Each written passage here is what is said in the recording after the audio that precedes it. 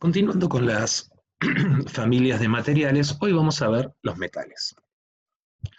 Vamos a hacer una introducción sobre los mismos, sus propiedades más características, cómo se clasifican. Vamos a ver los metales ferrosos y no ferrosos, la corrosión y algunos ejemplos en obras de arquitectura. Podemos decir que los metales se caracterizan por su alta densidad, su gran resistencia mecánica, su solidez y su brillo. Pero también se destacan por conducir calor, por conducir electricidad e incluso por conducir sonido. Los metales, en diversas formas, se han consolidado como uno de los materiales más utilizados por el ser humano gracias a su versatilidad y durabilidad. Son materiales que se obtienen a partir de la transformación de los minerales, que en muchos casos se encuentran aglutinados, formando unidades superiores que conocemos con el nombre de roca. A lo largo de nuestra historia, los humanos hemos tenido que aprender las técnicas de extracción, fundición y transformación para poder, en primer lugar, separar los metales del resto de los elementos que conforman los minerales y rocas. Y en segundo lugar, trabajar estos metales para obtener herramientas, armas, joyas o materiales de construcción. Para utilizar el metal hemos desarrollado una disciplina, la metalurgia, y unas técnicas propias para su obtención y fundición. Su desarrollo ha permitido crear nuevos metales a partir de la aleación de varios de ellos, como el caso del acero, cuya producción y desarrollo ha marcado el devenir de la edad contemporánea. Desde entonces, la historia de la humanidad ha estado unida estrechamente a la evolución del uso de los metales y ha tenido un lugar esencial en muchos de nuestros grandes avances técnicos y tecnológicos. Por su parte, el hierro primero y el acero después protagonizaron las grandes diferentes revoluciones industriales que caracterizaron el progreso de la contemporaneidad. En este contexto, los metales contribuyeron a desarrollar los sistemas de producción de energía eléctrica y la gran revolución de los transportes y la comunicación.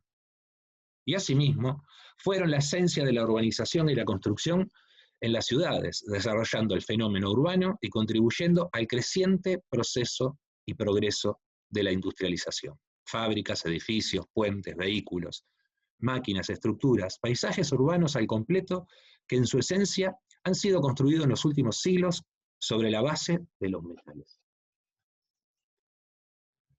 Pero su mayor apogeo, su mayor desarrollo o su mayor impronta para utilizarlo en la construcción adquiere, siendo el gran protagonista, en el siglo XIX. Básicamente por diferentes características. Primero, el uso de carbón de coque en reemplazo del carbón vegetal como combustión para la fabricación del metal. Segundo, los procesos de fabricaciones nuevos de aquella época. Tercero, la producción de acero a menor costo y mayor velocidad, inicialmente gracias a la producción de energía por máquinas de vapor. Y el tercero, el invento de la viga doble T, posteriormente elementos más livianos, teniendo en cuenta que es un material de alto peso específico, que sirviera para utilizar en la construcción. En la parte de la derecha vemos un referente de la utilización de metales y vidrio, en este caso el Crystal Palace, realizado en la Exposición Universal de 1851, donde se utilizaron materiales estandarizados y modulados y como estructura portante fundición de hierro y hierro forjado.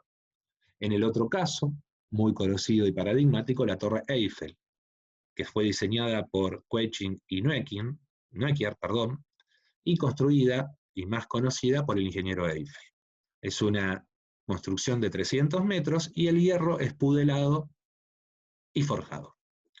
Son dos obras emblemáticas que hacen referencia a los inicios de los metales en la construcción. Ahora bien, veamos cuáles son las propiedades, teniendo en cuenta las solicitaciones del medio que estuvimos viendo en el transcurso del año.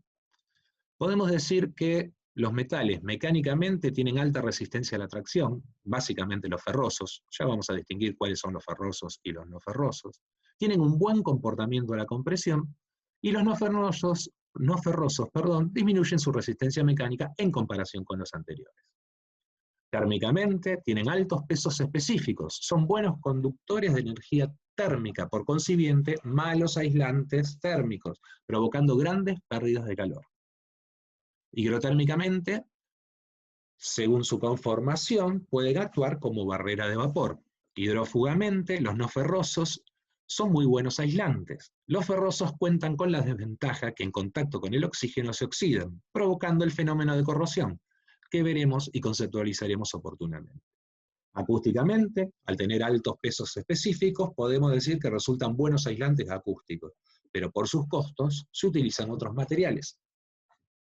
Igual hay que tener presente que el golpe de impacto es perjudicial para los mismos, ya que rebota y las vibraciones pueden llegar a otros ambientes o a los vecinos.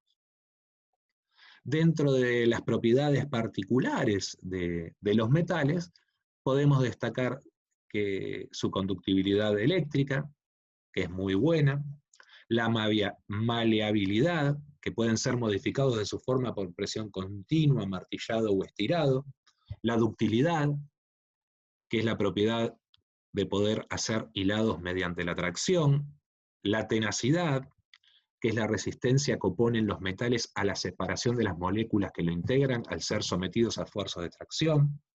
Tanto la ductibilidad, la tenacidad y la dureza son características muy particulares de los aceros y básicamente para someterlos a fuerzas de tracción, como vamos a ver en algunos de los ejemplos. La elasticidad es la propiedad que tienen los metales de recuperar su forma primitiva cuando cesa la carga que tendía a deformarlos. El temple, que es la propiedad para aumentar su tenacidad y dureza, cuando luego de calentarlo en rojo se lo enfría repentinamente, básicamente el proceso de producción del acero. La soldabilidad, propiedad que tienen los metales de unirse por piezas hasta constituir una sola pieza, dos piezas, se suelda y queda una única pieza. Y las aleaciones, que es una propiedad particular de unirse dos o más metales formando mezclas homogéneas, obtenidas por fusión y recuperando el estado sólido por enfriamiento. Teniendo en cuenta este tipo de propiedades y las particularidades en cada caso, podemos definir o podemos clasificar a los metales en dos grandes grupos, los no ferrosos y los ferrosos. Los primeros, los no ferrosos, entre sus componentes no hay hierro. No responden bien estructuralmente y tienen diversas aplicaciones. Vamos a verlos con algunos ejemplos. Entre ellos podemos destacar el aluminio, el bronce, el cobre, el estaño, el plomo, el níquel, el zinc. Los ferrosos, a diferencia de los no ferrosos, su principal componente es el hierro, y son usados básicamente en estructuras, ya que tienen un buen comportamiento mecánico. El más conocido es el acero, que es hierro más carbón, y lo de fundición, que ya hoy por hoy están casi en desuso. Vamos a ver algunos ejemplos de los no ferrosos. Vamos a arrancar por el aluminio. El componente básico del aluminio es el óxido de aluminio combinado con arcilla y feldespato. Se produce a partir de un proceso electrolítico de fabricación. Dentro de sus características, si en general los metales son pesados, podemos decir que entre esa pesadez el aluminio es liviano. Tiene un peso específico aproximado de 2.900 kilogramos sobre metro cúbico. Es resistente a la corrosión. En realidad se recubre con una capa de su propia corrosión, o sea, no podemos decir esto o el mercado no lo plantea en estos términos, pero el aluminio tiene una capa propia de corrosión que lo recubre, que hace que ésta no siga avanzando, ¿está bien? Entonces resiste a cualquier otra situación de corrosión. Son dúctiles y maleables, se combinan con aleaciones y es apto para exteriores. Y los usos más frecuentes podemos detectarlo en las carpinterías de aluminio, que cada vez vienen con diferentes formas y combinaciones para atender y dar respuesta a las distintas solicitaciones, no solo mecánicas, sino térmicas e hidrotérmicas, y las uniones de remaches y tornillos. Continuando con esta clasificación, tenemos el cobre. Podemos decir que el cobre es un metal de transición de color rojizo, y brillo metálico. Es un material pesado, tiene alta conductibilidad eléctrica, dúctil y maleable. Tiene propiedades mecánicas, es resistente al fuego, soporta cambios de presión y temperatura, es impermeable y resistente a agentes externos. Sus usos más frecuentes son los cables de instalación eléctrica y cañerías. No afecta al agua caliente, pero sí puede llegar a acumular con el tiempo sarro. Otro de los materiales no ferrosos es el estaño, que se obtiene del mineral casiterita, en donde se presenta como óxido. Se muele y se enriquece en dióxido de estaño, se tuesta y se calienta con carbón de coque en un horno de revervedero con el cual se obtiene dicho metal. Es un material pesado, no se oxida, es maleable y resistente a la corrosión. Y su uso frecuente son soldaduras de chapas de acero cincadas, cinguería en general, etc., como se puede apreciar en los ejemplos aquí abajo, donde, por ejemplo, el operario está soldando toda una canaleta sobre el hierro que está a su costado. Otro muy conocido dentro de los ferrosos es el zinc. Si bien tiene diferentes usos frecuentes, el más común es las chapas de zinc, que se utiliza con frecuente aleación metálica con latón, alpaca, bronce, plata alemana y soldaduras blandas o de aluminio, entre otras. Y también se utiliza para fabricación de clavos. Es un revestimiento que se aplica en estado líquido, galvanizado a fuego, por aspersión, vaporización o por electrólisis. La aplicación principal es el galvanizado de acero para protegerlo de la corrosión. Acuérdense que una de las características particulares de los materiales ferrosos es la corrosión. Los no ferrosos ayudan a los primeros para tener en cuenta que a partir de un galvanizado los mismos no tengan procesos de corrosión, que vamos a ver más adelante. Arrancando con los materiales ferrosos, el material ferroso por excelencia son los aceros, que es hierro más carbono. El acero contiene entre 0,3 y 2,14% de carbono. Por encima de ese porcentaje ya se denomina fundición. Los aceros son pesados, maleables, dúctiles, soldables y duros. Pueden ser templados, más duros, elásticos y resistentes, pero más frágiles. Su fabricación puede ser por moldeo, laminado, trafilado y forjado. Y sus usos frecuentes son estructuras, perfiles, caños, tubos estructurales, chapas, remaches, clavos, aceros inoxidables, alambres y cables. Y vamos a ver algunos ejemplos de ellos. El primero que vamos a mostrar es el acero para estructuras. Para absorber los esfuerzos de tracción, lo estuvimos viendo, se coloca en el hormigón armadura de acero, conformando estructuras de hormigón armado. Las barras son fabricadas según normas IRAN y pueden ser aceros torsionados o trafulados. Todo depende de su tensión admisible. Se fabrican en varillas de 12 metros de longitud y se venden por kilogramo o unidad. Las secciones de las varillas están relacionadas a su diámetro. Así pueden ser, y su denominación es con la sigla FI. Entonces podemos tener un FI del 6, un FI del 10, del 12, del 16, 20, 25, siempre relacionado con el diámetro. En los tres ejemplos podemos observar, en el primero de ellos, cómo se hace todo el armado con los aceros para conformar la estructura de lo que va a ser una viga. En la segunda imagen son antes del llenado de hormigón, toda una estructura de bases y columnas, y en la tercera es un cimiento de zapata corrida antes del llenado del mismo. Acuérdense que los aceros trabajan muy bien a la tracción, y por eso en la relación con el hormigón es que mayoritariamente absorbe esos esfuerzos.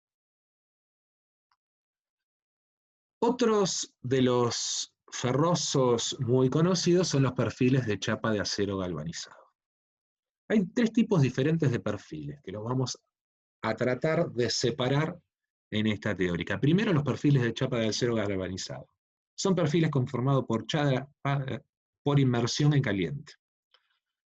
Sus formas y comercialización varían con la función que se cumple, pero básicamente no soportan mucha resistencia mecánica, sí la suficiente para sostener una placa de durlo o conformar dentro de una estructura más importante algunos de los elementos que hacen al sistema constructivo steel frame. No todo ello, sino alguna de las partes. El otro de los perfiles es el perfil galvanizado, mucho más resistente que el anterior. Es un perfil conformado en frío, producido mediante el pasaje de un fleje de acero galvanizado por inmersión en caliente, a través de una conformadora continua de rodillo que produce el mismo por deformaciones permanentes. Este tipo de perfil, como decía, es más resistente que el anterior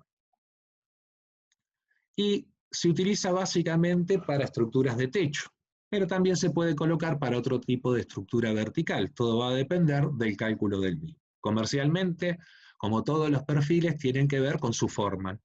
Así se le puede llamar perfil C, perfil U, perfil G. Lo que sí hay que diferenciarlos de los anteriores cuando los vamos a pedir para no confundirnos. Estos son más resistentes, a su vez más costosos, y tienen características particulares de inercia que los hacen para soportar, por ejemplo, la estructura liviana de un techo. El último de los perfiles que vamos a presentar es el de acero industrial. Se conoce como acero estructural a la aleación de hierro y carbono, y elementos como silicio, fósforo y azufre y óxido.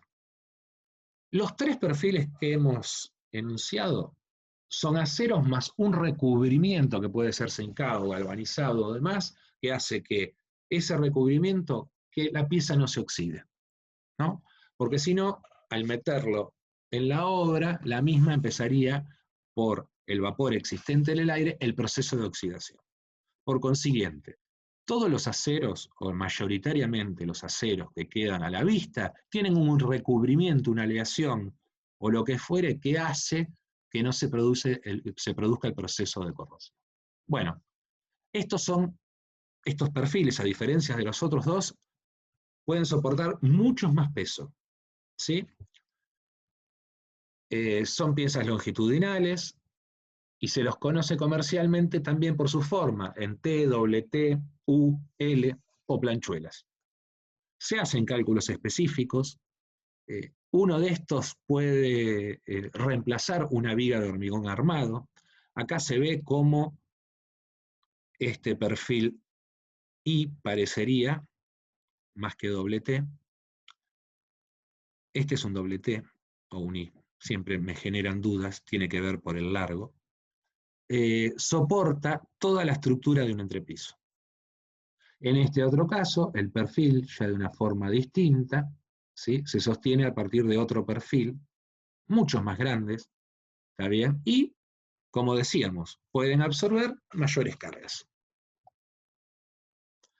Siguiendo con los materiales ferrosos, encontramos las chapas de acero. En realidad, estas chapas, si bien su base es de acero, están recubiertas por el efecto de la corrosión de diferentes maneras. Pueden ser pintadas, galvanizadas, etcétera, ya sea en frío, en caliente o con electrolitos, para que la misma no se produzca el proceso de corrosión. Son chapas de alto peso específico, pero un lambda alto, pero se utilizan en pequeños espesores por coeficientes muy delgadas, bajo peso, y se comportan bien hidrófugamente, porque tienen el zincado, galvanizado, etc. Sus usos frecuentes son revestimiento de techos, revestimiento de cubiertas, también pueden, y lo vamos a ver en un ejemplo, como revestimiento vertical según su manera de colocación. También se puede utilizar como cortinas. Si al acero se le adiciona cromo o cromo y níquel para evitar la corrosión, nos vamos a encontrar lo que denominamos los aceros inoxidables, que tienen la particularidad que trabajar muy bien, evitar la corrosión, por consiguiente se pueden utilizar en contacto con el agua. Por eso se fabrican con ellos piletas o mesadas, como se pueden ver en estos ejemplos. Se está incursionando en revestimientos exteriores del acero inoxidable, pero hoy los costos no serían los adecuados para su uso. Posiblemente con el tiempo pueda ser así. El problema va a ser el reflejante o el reflejo que estos generen, teniendo en cuenta el recorrido del sol y demás, y cómo perjudicaría en otros aspectos. Para ir terminando con los aceros, podemos hablar de remaches, pernos, alambres y cables. Los remaches, pernos y clavos son elementos de sujeción y fijación, como se puede ver en la primera de las imágenes. Y dentro de los aceros, en relación con los alambres y cables, pueden ser de hierro o de acero, son secciones circulares, negros o galvanizados, y los cables, que son muy importantes, están conformados por la unión de alambres de acero enrollados alrededor de un alambre de acero formando cordones. Acá vemos ejemplos de cómo son estos tensores que se utilizan, entre otros, para sostener los puentes. Por último, de los ferrosos vemos la fundición. Básicamente, hoy su uso se ha centrado en piezas mecánicas más que en construcción. Se puede llegar a encontrar para alguna canaleta o recubrimiento de canaleta, como se ve acá en el piso por escurrimiento de aguas, que pueda realizarse de este material, siempre con un recubrimiento, en este caso pintado por el tema de la oxidación. Son piezas baratas, fácil fabricación, se pueden hacer grandes o pequeñas. Si bien en la construcción se usaban en caños y desagües cloacales, fueron reemplazados por otras familias de materiales, básicamente por el plástico, y nada, están casi en desuso. Por último, vemos la corrosión, que es la gran desventaja de los aceros, y su ataque produce la destrucción del material. Por consiguiente, cada material ferroso que nosotros utilicemos va a tener que tener un método de protección para que no se destruya el material a partir de la corrosión. Los métodos son variados, puede ser pintado, galvanizado, emplomado y estañado, niquelado, metalizado o esmaltado.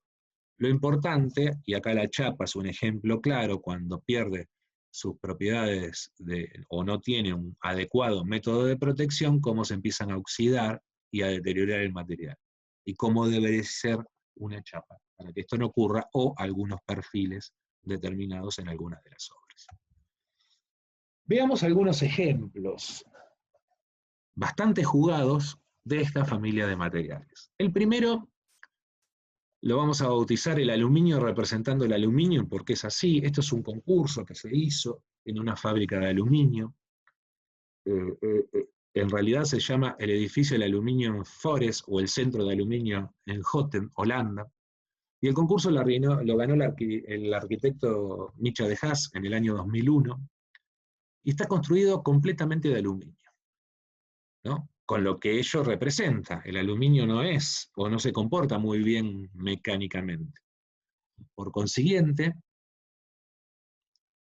el edificio apoya sobre 368 columnas de aluminio, 368 columnas de aluminio, como puede observar acá, de 6,10 metros de alto, con diámetros que van de 60 milímetros a 210 milímetros.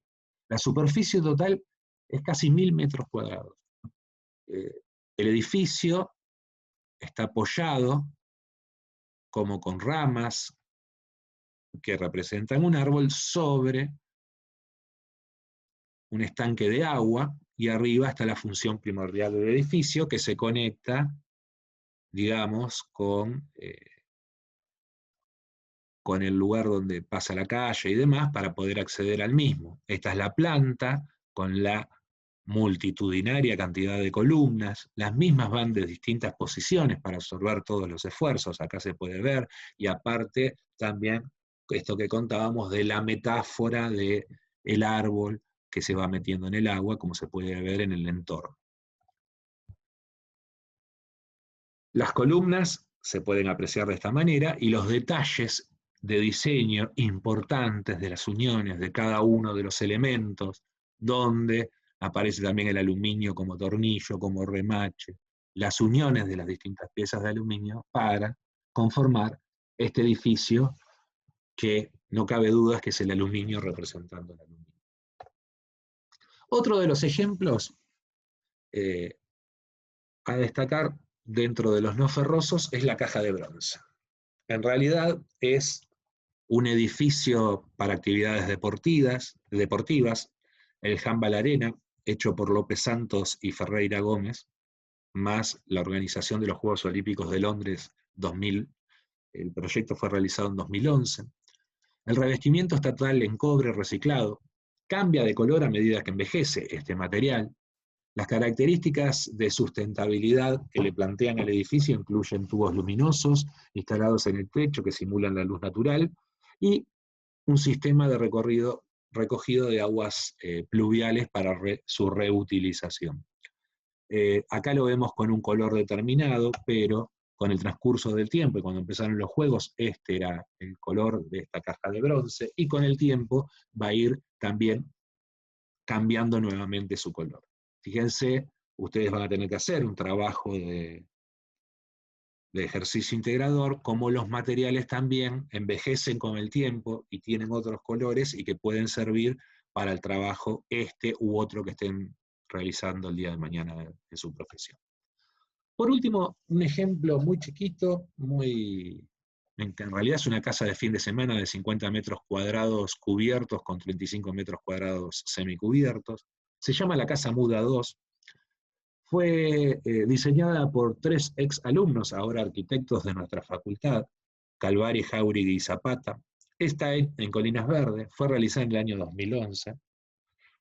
La particularidad es que está hecha toda en metales. Es todo chapa acanalada, ya no utilizada como revestimiento en cubierta, sino también utilizada como revestimiento vertical de toda la envolvente. Tiene la particularidad que es muy flexible, tiene un baño, tiene un dormitorio que se puede cerrar para que funcione como tal, si no queda abierto y se integra lo que sea el estar y el comedor, una cocina bastante corridita, con un lavarropas escondido ahí abajo, todo el cerramiento que es corredizo y expandible, ¿está bien? Pero a su vez su expansión también tiene paneles móviles, como se pueden apreciar, que hacen que pueda estar abierto o pueda estar cerrado completamente. ¿Cómo se abre? En relación a los vientos.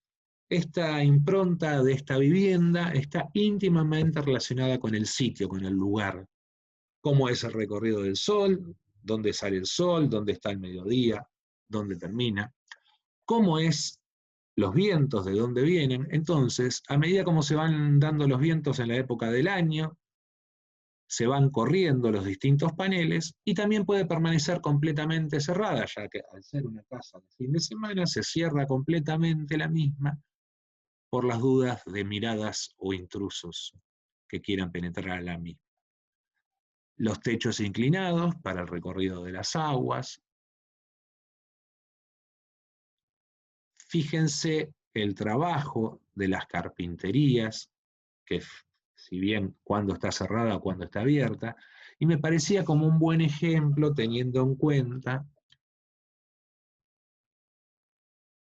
que ustedes tienen que hacer el ejercicio integrador. No es para copiarse esto y llevarlo al ejercicio integrador, pero sí como a partir de una única familia de materiales, en este caso metales, cómo este grupo de jóvenes arquitectos pudo desarrollar este tipo de vivienda y ustedes lo pueden hacer tranquilamente también en el centro de atención al cliente.